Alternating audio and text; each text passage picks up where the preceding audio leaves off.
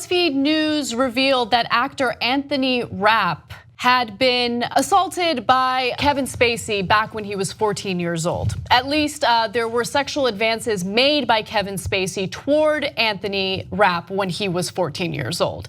Now, just to give you a sense of Anthony Rapp's take on what occurred, and this was almost 30 years ago. In an interview with BuzzFeed News, Rapp is publicly alleging for the first time that in 1986, Spacey befriended Rapp while they both performed on Broadway shows, invited Rapp over to his apartment for a party, and by the way, no one else was at this party, and at the end of the night, picked Rapp up, placed him on his bed and climbed on top of him, making a sexual advance. According to public records, Spacey was 26 at the time and Rapp was 14.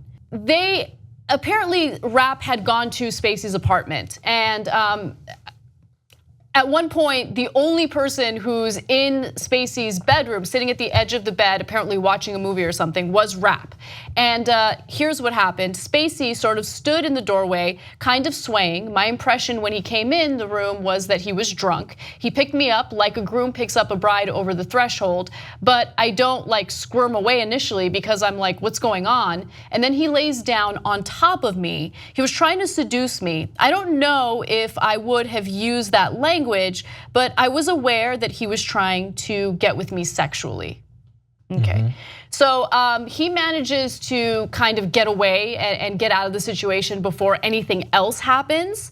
But he does say that Spacey was like pressing into me and that he remembers Spacey tightening his arms, but while he can't recall exactly how long Spacey remained on top of him, Rapp said he was able to squirm away after a short period. Spacey responded to this, and I'm gonna get to his response and weird apology in just a minute, but I wanted you to jump in, Cenk, and talk so about look, as we suspected, now more stories are coming out about men in Hollywood who perhaps sexually harassed other men.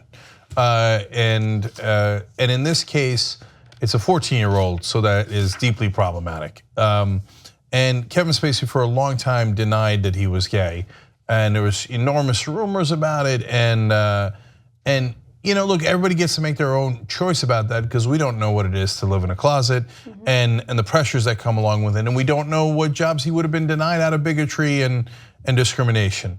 But Rapp is coming forward because he's saying he's standing on the shoulders of other courageous women and men who came forward so that it doesn't happen to other people. So that is obviously very understandable. Spacey's reaction to it worked with a lot of the media, but it did not work with anyone else, and it was a very poor excuse, as you're about to see. Right. So Spacey responded via Twitter, and what he did was post a longer text of his apology, but he ends it in a questionable way, which has a lot of people upset. So pay close attention to it. He says, I have a lot of respect and admiration for Anthony Rapp as an actor. I'm beyond horrified to hear his story. I honestly do not remember the encounter. It would have been over 30 years ago.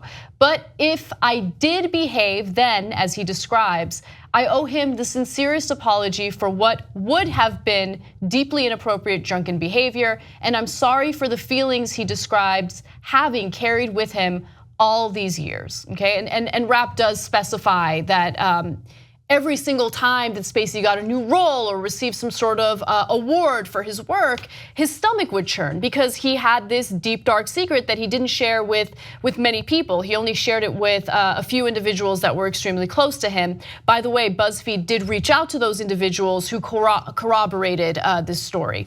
So far, it's a poor apology because if it happened, sounds like a little OJ book. If I had done it, this is how I would have done it. And then he blames it on drunken behavior. But it is 30 years ago, it doesn't excuse the behavior at all. I only say that in regards to he might have forgotten, because we don't know how many times he did similar things. So he might have forgotten that particular episode. So far it's bad, but it's not outrageous. The second part is much worse. This is the outrageous part. He says, this story has encouraged me to address other things about my life. I know that there are stories out there about me and that some have been fueled by the fact that I've been so protective of my privacy. As those closest to me know, in my life, I've had relationships with both men and women. I have loved and had romantic encounters with men throughout my life, and I choose now to live as a gay man. I want to deal with this honestly and openly, and that starts with examining my own behavior. What? Yeah. So it's a Trumpian squirrel maneuver. Look at Hillary, look at the dossiers, look at Uranium One. So the press has been wanting Kevin Spacey to admit that he's gay for decades. So he finally admits it in this context. And so they're thrilled about it, and anybody who was reporting about Kevin Spacey for all this time, and they all run with headlines about, oh my God, Kevin Spacey's gay. Gay Kevin Spacey with an emotional coming out story. No, that's not the story. The story is about the abuse. But it's actually way worse than that, as a lot of people are pointing out today, because now you've conflated being gay with pedophilia, right, which is disastrous. I mean, some folks might have been aggrieved for him not coming out earlier. That's not my business, and there's a lot of different opinions on that. But when you do come out in dramatic fashion after you've been accused of, sexually assaulting a 14-year-old, that's a terrible time to come out. And then to say it's okay, I'm gay. No, don't say that. That was such a bad move on his part. And look, based on the allegation that we have and what we know right now at this moment regarding Kevin Spacey, it's not as bad as what Harvey Weinstein has done. But his apology reminded me a lot of Harvey Weinstein's apology. In fact, I think it's even worse, because Harvey Weinstein's apology tried to deflect from what he did in victimizing all these people by saying that he was going to use his time to go after the NRA. Remember, this was after the mass shooting that occurred in Las Vegas. And that was such a disgusting attempt to not only deflect, but make him out to be like a good guy, some sort of hero who's going to fight for justice. And in this case, I feel like Spacey is using his sexuality as again, as a shield, exactly, right? And it, as you mentioned, it worked with some members of the media, but no, this is a distraction. This is a way of deflecting, and I don't care if he's gay or straight. What he did to a 14-year-old was beyond inappropriate. And at best, it accidentally smears other gay folks. Yes. Right, and that's totally unacceptable. And so, look, why does Anna say it's not as bad as Weinstein? The action. So first of all, Weinstein has charges of rape against him now, and so this is not. This is bad. It's not at that level, and this is one person, Weinstein, that we know of, right? At the moment, exactly. That's right. Weinstein is dozens and dozens of cases.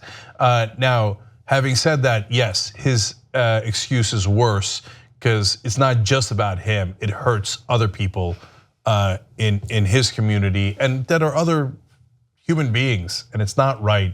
Don't hide behind them. Watch the Young Turks commercial-free, download it or stream it, watch it any way you like at tytnetwork.com/join.